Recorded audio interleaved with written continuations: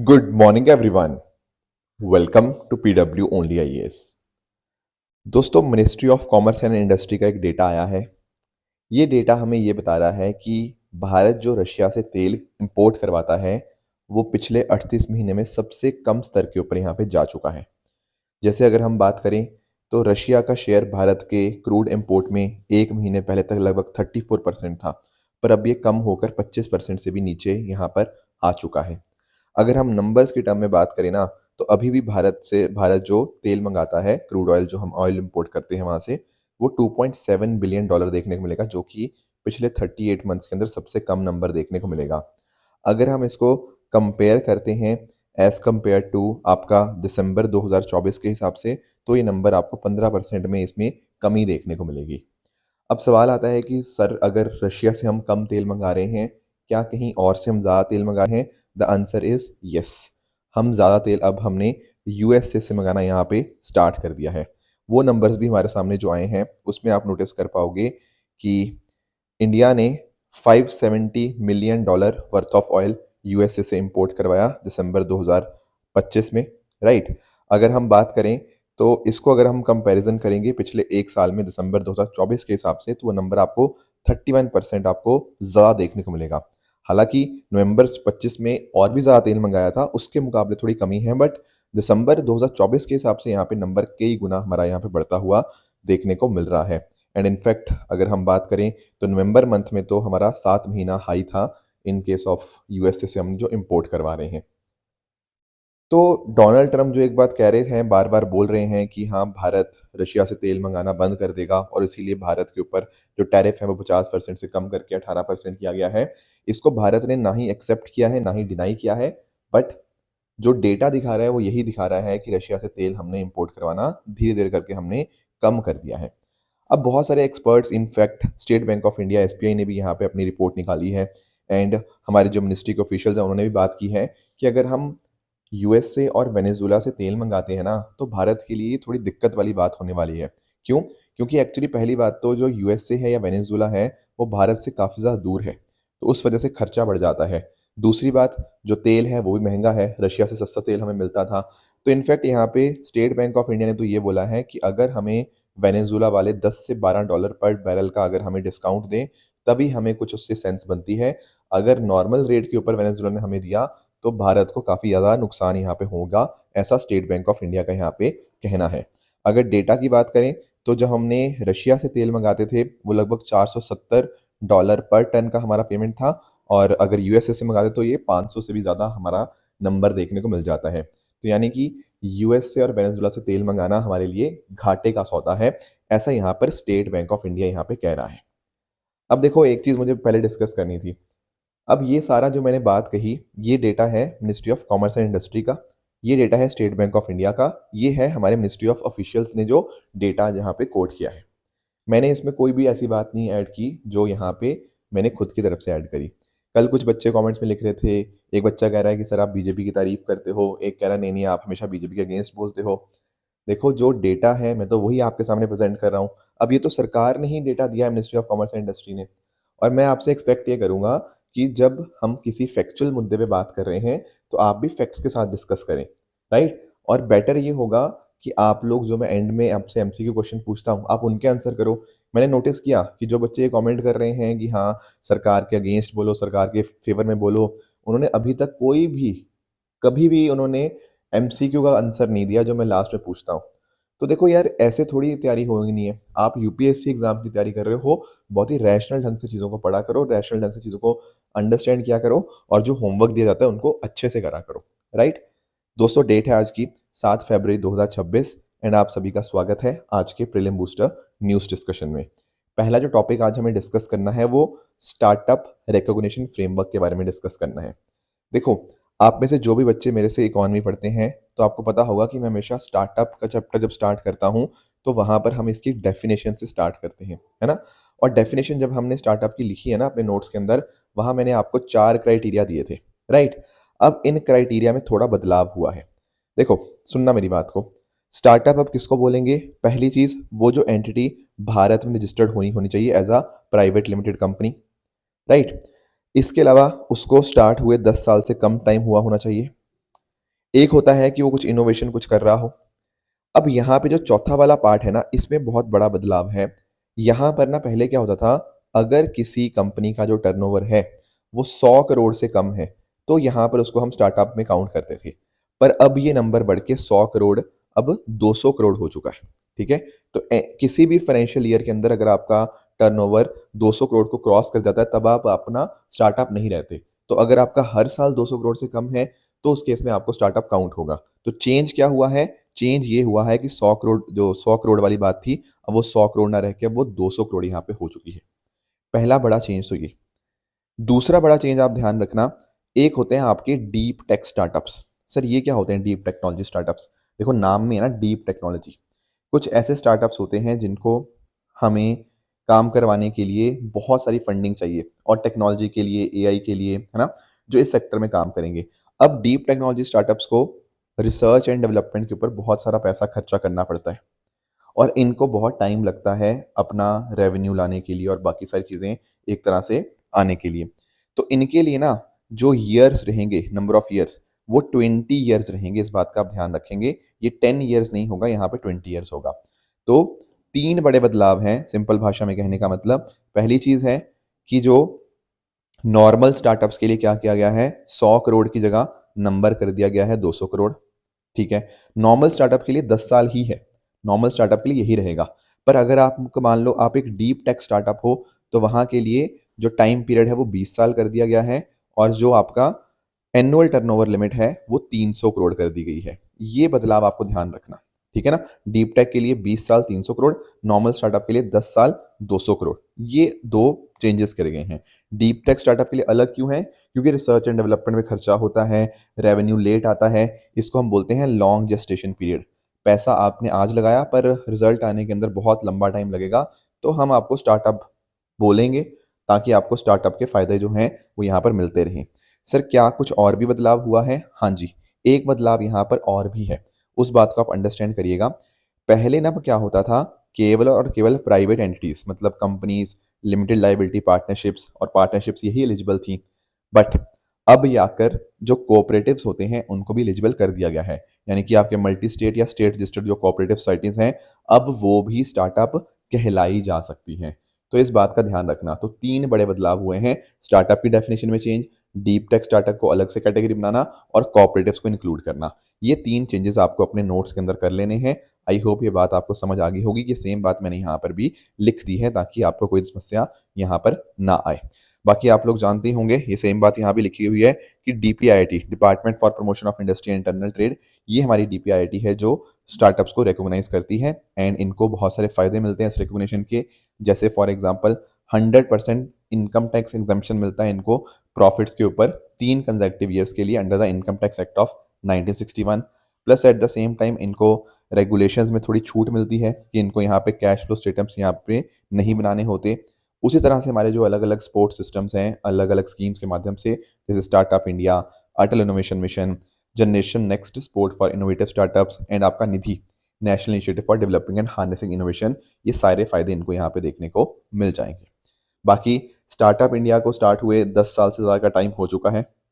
16 जनवरी 2016 को हमने startup India को यहाँ पे लॉन्च किया था under department for promotion of industry and internal trade. And कोशिश यही है कि कैसे हम सिर्फ टीयर 1 सिटीज़ के ही नहीं, बल्कि tier 2, tier 3, rural, semi urban areas में भी स्टार्टअप्स को पहुंचा पाएँ, ताकि हर जगह एंटरप्रेन्योरशिप हो, जॉब क्रिएशन हो। एंड इस तरह से आप नोटिस कर सकते हो कि कई चीज़ों ने मदद की है। जैसे टैक्स इंसेंटिव्स ने बहुत हेल्प करी है, जो हमने एक फंड ऑफ फंड बनाया 10,000 करोड़ का, ताकि स्टार्टअप्स को पैसे मिलने में दिक्कत ना हो, स्टार्टअप्स को सेल्फ सर्टिफिकेशन में हेल्प हुई, है ना? ये सारी चीज़ें कि आराम से खोलना, स्टार्टअप को बंद करना, वो सारी चीज़ें बहुत आसान हमने कर दी। And all those things have contributed कि भारत देश में आज के समय 2 लाख से भी ज़्यादा स्टार्टअप्स आपको देखने को मिलते हैं। नेक्स्ट टॉपिक हमारे सामने है क्रिटिकल मिनरल्स मिनिस्टेरियल के बारे में। सबसे पहले तो मैं आपको बताऊंगा कि आखिर क्रिटिकल मिनरल्स का मतलब क्या होता है। जैसे ना मैंने कई बार डिस्कशन किया हुआ है पहले भी आप लोगों के साथ, कि भारत ने एक लिस्ट बनाई हुई है जिसको हम लोग क्रिटिकल मिनरल की कैटेगरी में डालते हैं। क्या होते हैं क्रिटिकल मिनरल्स? दोस्तों ऐसे मिनरल्स जो देश की economic development and national security के लिए बहुत बहुत ज़्यादा इंपॉर्टेंट होते हैं, वो होते हैं क्रिटिकल मिनरल्स। प्लीज़ समझना, रेयर अर्थ अलग चीज़ है, क्रिटिकल मिनरल अलग चीज़ है। हाँ, थोड़ा ओवरलैप ज़रूर है। जैसे क्रिटिकल मिनरल की बात करें तो भारत ने उसमें लगभग 30 के आसपास आपके एलिमेंट्स डाल रखे हैं। तो उसमें कुछ एलिमेंट्स आपके रेयर अर्थ भी आ जाएँगे, ठीक है? तो ऐसा समझ लो क्रिटिकल मिनरल्स में बहुत सारे एलिमेंट्स हैं जो देश के लिए इंपॉर्टेंट हैं। रेयर अर्थ तो केवल वो होते हैं जिनको एक्सट्रैक्ट करने में काफ़ी डिफ़िकल्टी आती है, उनको एक्सट्रैक्ट करना काफ़ी डिफ़िकल्ट रहता है। बट क्रिटिकल मिनरल्स जो ऐसे मिनरल्स जो इकोनॉमिक डेवलपमेंट, नेशनल सिक्योरिटी के लिए इंपॉर्टेंट होंगे। तो कहीं न कहीं सप्लाई रिस्क का बड़ा खतरा रहता है, कुछ देशों के पास हो या फिर उसका कोई सब्स्टिट्यूट ना हो, तो ऐसे केस में परेशानी हो सकती है। तो कुछ एग्ज़ाम्पल्स अगर मैं आपको बताऊँ, जैसे आपका लिथियम हो गया, कोबाल्ट हो गया, निक्कल हो गया, ग्रेफ़ाइट हो गया, रेयर अर्थ एलिमेंट्स हो गए, कॉपर, गैलियम, जर्मेनियम, ये कुछ एग्ज़ाम्पल्स हैं। अब इन सब का बड़ा यूज़ होता है। जैसे कोबाल्ट की बात करें, अब कोबाल्ट इस्तेमाल होता है आपका इलेक्ट्रिक व्हीकल में होता है, बैटरीज़ में होता है, अलॉय बनाने के लिए होता है, एरोस्पेस में होता है। कॉपर का भी बहुत यूज़ है, इलेक्ट्रॉनिक और इलेक्ट्रिकल प्रोडक्ट्स में हो गया, ऑटोमोटिव इंडस्ट्री, आपके सोलर पैनल के अंदर कॉपर का इस्तेमाल होता है। गैलियम की बात करें, सेमीकंडक्टर्स बनाने के लिए इस्तेमाल हो जाएगा। जर्मेनियम का आपका जैसे ऑप्टिकल फाइबर्स के लिए इस्तेमाल होता है। तो there are so many examples and so many applications जो कि इनकी हमें देखने को मिलती हैं। अब इसमें देखो कुछ देश ज़्यादा डोमिनेट करते हैं, जैसे लिथियम के केस में चिली और ऑस्ट्रेलिया डोमिनेट करता है। कोबाल्ट में आपका कॉन्गो हो गया, रेयर अर्थ एलिमेंट्स की प्रोसेसिंग में चाइना डोमिनेट करता है। तो इसलिए इंपॉर्टेंट ये बन जाता है कि जो खतरा है ना सप्लाई चेन रिस्क का, इसको हम यहाँ पे थोड़ा कम करें। तो एक्चुअली यूएस भी ये बात को नोटिस करता है एंड इसीलिए यूएसए के द्वारा यहाँ पे क्रिटिकल मिनरल्स मिनिस्ट्रियल यहाँ पे करी गई यूनाइटेड स्टेट्स वाशिंगटन डीसी के अंदर। और यहाँ पर भारत में से हमारे जो एक्सटर्नल अफेयर मिनिस्टर हैं डॉक्टर एस जयशंकर जी, उन्होंने यहाँ पे पार्टिसिपेट किया। कोशिश ये थी कि कैसे साथ में मिलकर कुछ ऐसी पॉलिसीज हम अडॉप्ट कर पाएँ जिसके माध्यम से ये जो क्रिटिकल मिनरल सप्लाई चेन है इनको हम यहाँ पे स्टेबलाइज कर पाएँ। तो कोशिश यही है कि डाइवर्सिफिकेशन हो, सिर्फ एक देश के ऊपर डिपेंडेंस यहाँ पे ना हो। At the same time supply chain को हम थोड़ा डी-रिस्क करें, अफोर्डेबिलिटी इंश्योर हो इन पर्टिकुलर मिनरल्स की, ताकि जो समस्याएँ आ सकती हैं एक पर्टिकुलर प्लेयर के पास आने से, उसको हम यहाँ पे ठीक कर पाएँ। अगला टॉपिक हमारे सामने है रिगार्डिंग द टर्टल ट्रेल्स। दोस्तों, इस बार के बजट के अंदर एक बहुत बड़ा इनिशिएटिव स्टार्ट किया जा रहा है, that is the turtles trails initiative. अब इसके माध्यम से क्या होगा, आपका उड़ीसा, कर्नाटका, केरला, इन स्टेट्स के अंदर आपके eco tourism circuits turtle trails के माध्यम से यहाँ पे बनाए जाएंगे। कहने का मतलब क्या है, देखो टर्टल ट्रेल का मीनिंग समझो पहले तो। ये कोई रास्ता नहीं है, ठीक है, सिर्फ एक रास्ता नहीं है, ये एक प्रॉपर कॉरिडोर होता है। इससे टर्टल भी मूव करते हैं। पर आप नोटिस करोगे कि टर्टल के मूवमेंट, और अगर मान लो वहाँ पर बहुत ज़्यादा विजिटर आएंगे तो फिर टर्टल्स को बड़ी दिक्कत आएगी। तो यहाँ पर ना ये जो इको टूरिज्म हम यहाँ पे करेंगे, ये प्रॉपर रेगुलेटेड ढंग से होगा, ताकि ऐसा हो कि लोग टूरिस्ट भी आएँ, पर उसका इम्पैक्ट हमारे इन टर्टल्स की लाइफ के ऊपर यहाँ पे नहीं होना चाहिए। तो प्रॉपर इस तरह के गाइडेड पाथवेज बनाए जाएंगे, लो इम्पैक्ट पाथवेज, ताकि अगर आप चलो भी ना तो उसका नेस्टिंग साइट्स के आसपास कोई कोई दिक्कत नहीं आनी चाहिए। जैसे उड़ीसा की बात करें, उड़ीसा में आपको गहरमाथा और आपका ऋषिकुल्या जो रुकरीज हैं, वहाँ पर फोकस यहाँ पे रहेगा। केरला के अंदर अरेबियन सी और कर्नाटका में भी अरेबियन सी के पास में जो एरिया है उसमें यहाँ पे फोकस रहेगा। डार्क स्काई इंफ्रास्ट्रक्चर बनेगा, रात के समय भी आप यहाँ पे मूवमेंट कर पाओगे, तो प्रॉपर लाइटिंग होगी। पर ध्यान रखना, ऐसी लाइटिंग होगी कि जिससे टर्टल्स को कोई परेशानी यहाँ पे ना आए। बाकी टर्टल गार्जियंस यहाँ पे हुआ करेंगे। मतलब देखो यार, ऐसे रास्ता बनेगा, आपको रात के समय आपको एरिया में से गुजरना होगा, तो कौन मदद करेगा वहाँ पे आपको एरिया में से घूमने के लिए? वहाँ पर आपको जो लोकल लोग होंगे वो यहाँ पे आएंगे इस सेक्टर के अंदर, तो उनको भी पैसा कमाने का एक मौका मिलेगा। वो आपको गाइड के तौर के ऊपर मदद करेंगे, आपको बताएंगे कि रास्ता इधर से है, और आपको कहानियाँ बताएंगे अलग अलग टर्टल्स के बारे में। तो सारी चीज़ें आपको यहाँ पे इंश्योर होंगी कि वहाँ पे जॉब्स भी जनरेट हो रही हैं, टूरिज्म भी प्रमोट हो रहा है, और इन्वायरमेंट का ध्यान भी हम यहाँ पे रख रहे हैं। Plus at the same time AI का भी इस्तेमाल होगा, और ऐसा इंश्योर किया जाएगा कि अगर मान लो कोई ऐसा टाइम है जहाँ पर टूरिज्म के लिए जाना सही नहीं है, उससे आपके एनवायरनमेंट को नुकसान होगा, तो ऐसे केस में हम एक विंडो के टाइम निकालेंगे एंड उस टाइम में फिर टूरिस्ट अलाउड नहीं होंगे। तो ये सारी चीज़ों के ऊपर यहाँ पे ध्यान दिया जा रहा है। खासकर फोकस रहेगा आपके ऑलिव रिडली टर्टल्स के रिगार्डिंग। देखो ये क्या है sir, this is known as arribada, ठीक है, जो मास नेस्टिंग साइट होती है। ऑलिव रिडली टर्टल्स की मास नेस्टिंग साइट, जहाँ पर हजारों ही फीमेल्स सेम बीच पर आती हैं इकट्ठे एग्स को ले करने के लिए, उसी का नाम क्या है, उसी का नाम है अरीबाडा। ठीक है, तो यहाँ पे देखो इन्वायरमेंट को भी थोड़ा हमें प्रोटेक्ट करना है, इनको भी प्रोटेक्ट करना है टर्टल्स को, बट टूरिज्म को भी प्रमोट करना है, तो उसी के लिए यहाँ पे इंपॉर्टेंट बन जाता है। बाकी आप लोग जानते होंगे ऑलिव रिडली टर्टल्स जो हैं वो सबसे छोटे और सबसे अबंडेंट सी टर्टल्स आपको दुनिया भर में देखने को मिल जाते हैं। इनका आईयूसीएन स्टेटस आपको वल्नरेबल देखने को मिलता है।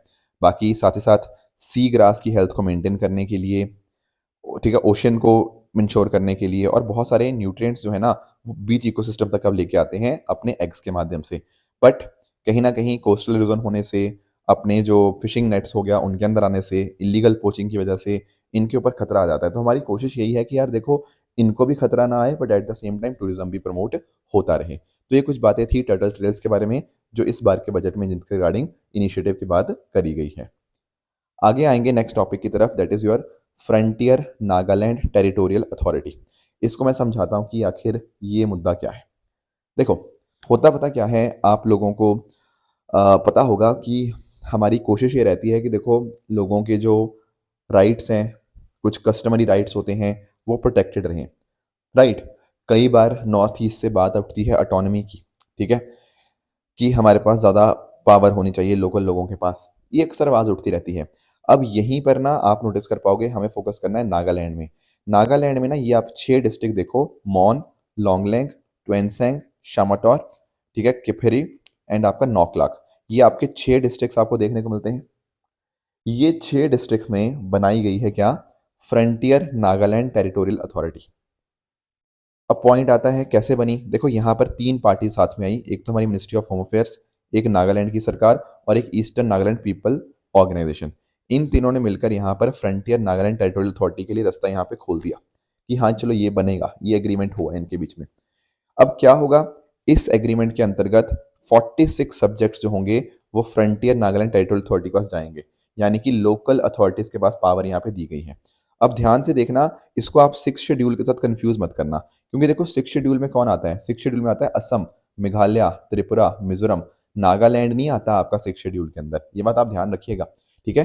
तो ये जो 46 आपके सब्जेक्ट्स दिए जा रहे हैं, इनमें बात क्या हुई है, देखो इनमें जो बात हुई है वो यही बात है कि आपकी फाइनेंशियल ऑटोनॉमी आपकी यहाँ पे बढ़ेगी, डिसीजन मेकिंग आप खुद से कर पाओगे, अब आपकी इकोनॉमिक एम्पावरमेंट भी होगी, ठीक है ना। तो कहीं ना कहीं रीजन स्पेसिफिक जो पावर की डिमांड थी, कुछ हद तक उसको यहाँ पे मान लिया गया है। अब इंपॉर्टेंट ये भी था क्योंकि देखो यहाँ पे ना बहुत ही हमें सिक्योरिटी पर्पस से भी ध्यान से रखना पड़ता है चीज़ों को, क्योंकि जो ईस्टर्न नागालैंड वाला हिस्सा है वो म्यांमार बॉर्डर के पास में है, तो हमारी इंडिया की एक्टिव पॉलिसी भी वहाँ पे चलती है और बॉर्डर को भी डेवलप हमें करना है। तो ये सारी चीज़ें हैं। तो इसीलिए स्टार्टिंग में क्या होगा, मिनिस्ट्री ऑफ होम अफेयर्स जो है ना वो इसको बनाने के लिए, फ्रंटियर नागालैंड टेरिटोरियल अथॉरिटी को बनाने के लिए खर्चा जो है उठाएगा। फिर हर साल एक फिक्स्ड अमाउंट उनको यहाँ पे दी जाएगी, ताकि यहाँ पे ना इस एरिया का पूरा पूरा डेवलपमेंट हो पाए, ठीक है। और इस एग्रीमेंट में साफ लिखा हुआ है कि आर्टिकल 371A के प्रोविजंस इस एग्रीमेंट से कोई इफेक्ट नहीं होंगे। अब आप सोच रहे होंगे आर्टिकल 371A में क्या लिखा हुआ है, उसमें लिखा हुआ है कि पार्लियामेंट में का कोई भी एक्ट नागालैंड के सर्टेन सेंसिटिव मैटर्स में अप्लाई नहीं होगा। फॉर एग्जाम्पल, अगर मान लो कुछ उनके खुद की रिलीजियस प्रैक्टिसेस हैं, कोई सोशल प्रैक्टिसेस हैं, तो वहाँ पार्लियामेंट इंटरफेयर नहीं करेगा। स्टेट असेंबली वहाँ पे परमिशन दे तो अलग बात है, बट वैसे पार्लियामेंट इंटरफेयर नहीं करेगा। उनके जो भी कस्टमरी लॉज हैं, प्रोसीजर हैं, वो चलते रहेंगे, वो कोई दिक्कत नहीं होगी। दरअसल में पता क्या हुआ था, 1962 में जब हमने नागालैंड को स्टेट दिया, स्टेटहुड बनाया 13th कॉन्स्टिट्यूशनल अमेंडमेंट के माध्यम से, तभी आर्टिकल 371 हमने इंसर्ट कर दिया हमारे संविधान के पार्ट 21 के अंदर। उसमें ये सारी बातें यहाँ पे लिखी गई हैं। बाकी जो जस्टिस होगा उस हिसाब से होगा जैसे जो उनके कस्टमरी लॉज हैं नागास के। एंड सिमिलरली जो ओनर है, शिप है, ट्रांसफर ऑफ लैंड है, वो सेंट्रल लॉज के द्वारा कोई चेंजेस नहीं किए जा सकते। बेसिकली ना अप्रूवल चाहिए होगा स्टेट का, ऐसे पार्लियामेंट अपनी मर्जी से यहाँ पे चेंजेस नहीं ला सकता। ये बात यहाँ पे लिखी हुई है आर्टिकल 371A के अंतर्गत। बाकी नागालैंड लेजिस्लेटिव असेंबलीज का जो रोल है वो बहुत बहुत ज़्यादा है, वही बताएगा। बाकी गवर्नर की एक स्पेशल जिम्मेदारी है कि वो लॉ एंड ऑर्डर को मेंटेन करे, ठीक है। बाकी इसके अलावा अगर हम बात करें, कुछ पैसा वगैरह चाहिए होता है तो भी यहाँ पे प्रोवाइड किया जाता है, एंड अकॉर्डिंगली ये सारी चीज़ें काम करेंगी। बाकी इसके अलावा ना जो इसमें डिस्ट्रिक्ट्स थे उनके रिगार्डिंग भी बात है, जैसे मैंने आपको बताया था ना, यहाँ पे एक डिस्ट्रिक्ट है ट्वेंसेंग के नाम से, ठीक है। ये जो ट्वेंसेंग वाला डिस्ट्रिक्ट है इसके अंतर्गत आपको एक फर्दर आपको एक ट्वेंसेंग रीजनल काउंसिल का भी एस्टेब्लिशमेंट है, ठीक है। तो ये तो इतना इंपॉर्टेंट नहीं है, पर बाकी जो पीछे वाला 30 आर्टिकल 371A था, आई होप वो आपको यहाँ पे क्लियर हुआ होगा। नेक्स्ट टॉपिक जो हमें डिस्कस करना है वो है प्लास्ट इंडिया 2026। दोस्तों दरअसल में ना जो भारत मंडपम है नई दिल्ली में, वहाँ पर दुनिया का सबसे बड़ा प्लास्टिक एग्जीबिशन यहाँ पे चल रहा है, प्लास्ट इंडिया 2026। ये हर 3 साल बाद होता है, इट इज़ अ ट्रिनियल, ठीक है, ग्लोबल एग्जीबिशन प्लास्टिक इंडस्ट्री का। और इसको ऑर्गेनाइज करवाया जा रहा है by department of chemical and petrochemical under the ministry of chemical and fertiliser, ताकि प्लास्टिक्स में जो हम काम कर रहे हैं उसको हम यहाँ पे शोकेस कर पाएं। इस बार की जो थीम है इट इज भारत नेक्स्ट, ये कहीं ना कहीं दिखा रही है आत्मनिर्भर भारत और विकसित भारत के सपने को अचीव करने का तरीका। Plus at the same time यहाँ पे आप समझिएगा, यहाँ पर हम सर्कुलर इकोनॉमी की यहाँ पे बात कर रहे हैं। देखो सर्कुलर इकोनॉमी आप जानते होंगे कि जैसे आपने कोई चीज़ बनाई, ठीक है, आपने उसका इस्तेमाल किया, फिर आपने उसको फेंका नहीं, आपने उसको रीयूज़ किया, आपने उसको रिसाइकल किया, रीमैन्युफैक्चर किया, रिफर्बिशिंग करी। तो आपने यहाँ पे सर्कुलर इकोनॉमी एक तरह से क्रिएट करने की कोशिश करी है, जिसको हम वेस्ट टू वेल्थ का कॉन्सेप्ट भी हम यहाँ पे बोलते हैं। तो प्लास्टिक के केस में भी यही है। ऐसा नहीं कि आपने प्लास्टिक का इस्तेमाल किया, आपने उसको फेंक दिया, नहीं, उसको यहाँ पे सर्कुलर इकोनॉमी के माध्यम से उसको दोबारा इस्तेमाल करवाने की कोशिश करो। तो इस बार का जो प्लास्ट इंडिया है ये 5 पिलर के ऊपर बेस्ड है: trade, technology, talent, tradition and tourism. कहीं ना कहीं प्लास्टिक का लिंकेज इन सबके साथ है, कैसे हम प्रमोट कर सकते हैं इन सब चीज़ों को, उनकी यहाँ पे बात होती है। टेक्नोलॉजी का ट्रांसफर हो, ट्रेड बढ़े, ठीक है ना, सस्टेनेबल प्लास्टिक्स का हम यहाँ पे इस्तेमाल करें, स्किल डेवलपमेंट होना चाहिए। तो इस तरह से दुनिया भर के 2000 से भी ज़्यादा एग्जीबिटर्स जो यहाँ पे अब इस एग्जीबिशन के अंदर आए हैं। And central institute of petrochemical engineering and technology का बहुत बड़ा रोल है। एंड एक जीरो वेस्ट एग्जीबिशन भी यहाँ पे हमने बनाया है, वही जो बात मैं कह रहा था वेस्ट टू वेल्थ के कॉन्सेप्ट की। तो भारत का बहुत इंपॉर्टेंट रोल बन जाता है दुनिया की प्लास्टिक इंडस्ट्री के अंदर, क्योंकि इंडिया की प्लास्टिक इंडस्ट्री लगभग 3.5 लाख करोड़ की है, ठीक है। एंड ये सारी बातें हमारे लिए इंपॉर्टेंट बन जाती हैं। अब रही बात क्वेश्चंस की, तो पहला क्वेश्चन है आपके सामने जाइंट स्टार्स के रिगार्डिंग। पढ़िएगा डवार्फ स्टार, जाइंट स्टार क्या होते हैं, एंड इसका आंसर मुझे कमेंट्स में बताइएगा। दूसरा क्वेश्चन जो मैंने आपको होमवर्क दिया था, वो मतलब आज दे रहा हूँ, वो बैलिस्टिक मिसाइल और क्रूज मिसाइल के कॉन्टेक्स्ट में है। अब देखो कल भी मैंने आपको 2 क्वेश्चंस का आंसर दिया था। एक दिया था विद रिगार्ड्स टू आपका वेरेबल डिवाइसेस। वेरेबल डिवाइसेस क्या होती हैं? देखो जैसे फॉर एग्जांपल काफ़ी सारे लोग अपने हाथ पे घड़ी पहन लेते हैं, एप्पल की आई वॉच पहन लेते हैं, बहुत सारी ऐसे वॉचेस आती हैं। अब उस वॉच के अंदर या फिर रिंग के अंदर आपका पूरा का पूरा एक जो डेली एक्टिविटी है उसको कैप्चर करता है, तो उसमें ना सेंसर होते हैं उसके अंदर। तो जब वो सेंसर होंगे तो कहीं ना कहीं वो क्या कर पाएंगे, वो ये सारी बातें बता सकते हैं कि वो उसका बंदे की नींद कितनी अच्छी आ रही है, कहाँ पर है वो बंदा, है ना। एंड अगर मान लो कोई बंदे को सुनने में कोई दिक्कत आती है तो वहाँ पर भी हियरिंग एड्स वगैरह आती हैं, ठीक है, जैसे एप्पल के एयरपॉड प्रो है, वो लोगों को मदद कर देते हैं, वो साउंड को बढ़ा देते हैं, बैकग्राउंड नॉइस को कम कर देते हैं। तो बिल्कुल ये सारी चीज़ें आपको देखने को मिलेंगी। Option D 1, 2 and 3 are correct. And in fact ना देखो प्लीज़ ध्यान से सुनना, साइंस एंड टेक्नोलॉजी के जो क्वेश्चन है ना, अगर कुछ एप्लीकेशन ओरिएंटेड है तो इट इज़ हाईली चांसेस कि उनमें ज़्यादातर स्टेटमेंट्स करेक्ट होंगी। मैं ये नहीं कह रहा कि हमेशा आप ऑल ऑफ द अबव मार के आ जाओ, मैं ये बिल्कुल भी नहीं आपको सजेस्ट कर रहा। मैं बस ये कह रहा हूँ कि जब भी कभी एप्लीकेशन ओरिएंटेड क्वेश्चन आए किसी पर्टिकुलर टेक्नोलॉजी का, और वो अपने आप में एक इवॉल्विंग टेक्नोलॉजी हो, देखो उसकी एप्लीकेशन तो बहुत ज़्यादा हो सकती हैं, क्योंकि अभी हम उस स्टडी को ही कर रहे हैं एक तरह से उस टेक्नोलॉजी को। तो इट इज़ हाईली लाइकली कि वो जो एप्लीकेशंस होंगी उसकी बहुत ज़्यादा ब्रॉडर एप्लीकेशंस आपको देखने को मिलेंगी। जैसे इस केस में भी इट इज़ पॉसिबल कि हाँ ये सारी चीज़ें यहाँ पे करी जा सकती हैं। तो it is option D is the correct answer. एक और मैंने आपको होमवर्क दिया था नैनो पार्टिकल्स के कॉन्टेक्स्ट में। अब आप लोग जानते होंगे कि नैनो टेक्नोलॉजी बहुत बहुत ज़्यादा इंपॉर्टेंट बन जाता है हमारे एग्जाम के पर्सपेक्टिव से। 1 से 100 नैनोमीटर, ठीक है, 10⁻⁹ जिसको हम बोलते हैं नैनोमीटर को, उस लेवल के ऊपर हम यहाँ पे चीज़ों को स्टडी करते हैं। ये आपकी ह्यूमन हेयर से भी बहुत गुना छोटा होता है। यहाँ पे नैनो टेक्नोलॉजी की खास बात पता क्या है, कि यहाँ पर आपका जो सरफेस टू वॉल्यूम रेशो है वो अपने आप में बहुत ज़्यादा आपको देखने को मिल जाता है। इसकी प्रॉपर्टीज इसलिए यहाँ पे बदल जाती हैं, जैसे स्ट्रेंथ बढ़ जाती है, कंडक्टिविटी बढ़ जाती है। ये होते हैं आपके नैनो टेक्नोलॉजी। पर अगर हम बात करें यहाँ क्वेश्चन की, अब ये क्वेश्चन भी थोड़ा लॉजिक से आप आंसर कर सकते हो। यहाँ पर कह रहा है कि nano particles do not exist in nature. थोड़ा सा अपने आप में ये ना हमें गड़बड़ लगती है स्टेटमेंट। देखो ये ना स्टेटमेंट्स में ना थोड़ा आपको ना समझना पड़ेगा कौन सी स्टेटमेंट जनरल है, कौन सी स्टेटमेंट थोड़ी स्पेसिफिक हो रही है। अब जैसे यहाँ पे कह रहा है कि नहीं नहीं, कहता है कि सिर्फ ह्यूमन बना सकते हैं नैनो पार्टिकल्स को, नेचर में एग्जिस्ट नहीं करते। पर ऐसा नहीं है भाई, अलग अलग आपके प्रोसेस, जैसे आपके वॉल्केनिक प्रोसेसेस हो गया, आपके फॉरेस्ट फायर्स हो गया, उनसे भी यहाँ पे आपके नैनो पार्टिकल्स बन सकते हैं। तो पहला यहाँ पे स्टेटमेंट गलत है। बाकी देखो ये सेकेंड और थर्ड स्टेटमेंट बहुत जनरल है। ये कह रहा है नैनो कुछ कुछ ऐसे मेटालिक ऑक्साइड होंगे जिनका इस्तेमाल मैन्युफैक्चरिंग में होता होगा, कुछ ऐसे आपके कमर्शियल प्रोडक्ट होंगे जो कहीं ना कहीं एनवायरनमेंट के लिए अनसेफ हैं। These are very general statements. ये स्टेटमेंट बिल्कुल सही होने की संभावना बहुत ज़्यादा है। तो इसका देखो 2 एंड 3 स्टेटमेंट बिल्कुल सही होने ही चाहिए, और ऐसा एक ही ऑप्शन है जहाँ 2 एंड 3 सही है, और वो ऑप्शन नंबर डी है। तो देखो लॉजिक से भी ये क्वेश्चन ना बन सकते हैं। जो आप बोलते हो ना कि हाँ हमें सर क्वेश्चन का कंप्लीट आइडिया नहीं था पर हम आंसर तक पहुंच पाए, तो आपको ये समझ आना चाहिए कि इस स्टेटमेंट के सेकंड और थर्ड स्टेटमेंट के सही होने की संभावना बहुत बहुत बहुत ज़्यादा है। पहले स्टेटमेंट के गलत होने की संभावना बहुत ज़्यादा है। मैं ये नहीं कह रहा कि हमेशा गलत होएगी ऐसी स्टेटमेंट, उसकी चांसेस ज़्यादा हैं उसके गलत होने के और सेकंड और थर्ड के सही होने के चांसेस ज़्यादा हैं। तो इस तरह से आप थोड़ा लॉजिक लगा के भी ऐसे क्वेश्चंस को आप अटेम्प्ट कर सकते हो। पर प्लीज़ ऐसे क्वेश्चन प्रैक्टिस से ही करना, ऐसा नहीं कि रैंडमली गए एक दिन एग्ज़ाम में उठ के चलो जाके ऐसे टिक मार्क कर आए, नहीं। ये प्रैक्टिस से ही चीज़ें यहाँ इम्प्रूव होती हैं आपकी। तो ऑप्शन डी यहाँ पे 2 and 3 is the right answer. बाकी रही बात आपके ट्रू एंड फॉल्स स्टेटमेंट्स की, यहाँ आपके सामने कुछ स्टेटमेंट्स हैं, बताना कौन सा सही है, कौन सा गलत है। एंड जो कल मैंने होमवर्क दिया था, एक था डी नोटिफाइड ट्राइब्स के बारे में एंड यस ये आपका क्रिमिनल ट्राइब एक्ट 1871 के साथ रिलेटेड है, दैट इज करेक्ट। एक्साइज खंजर की बात करें तो इंडिया और किर्गिस्तान के बीच में, that is also correct. MP LAD scheme की बात करें तो ये सेंट्रल सेक्टर स्कीम है, क्योंकि सारा पैसा यहाँ पे सेंट्रल गवर्नमेंट के द्वारा आपकी ministry of statistics and programme implementation द्वारा यहाँ पे देखा जाता है। तो तीसरा स्टेटमेंट आपका यहाँ पे गलत हो जाएगा। तो ये थी हमारी आज की डिस्कशन। इसी तरह से आप सब लोग हार्डवर्क करते रहिए। All the very best. Thank you so much.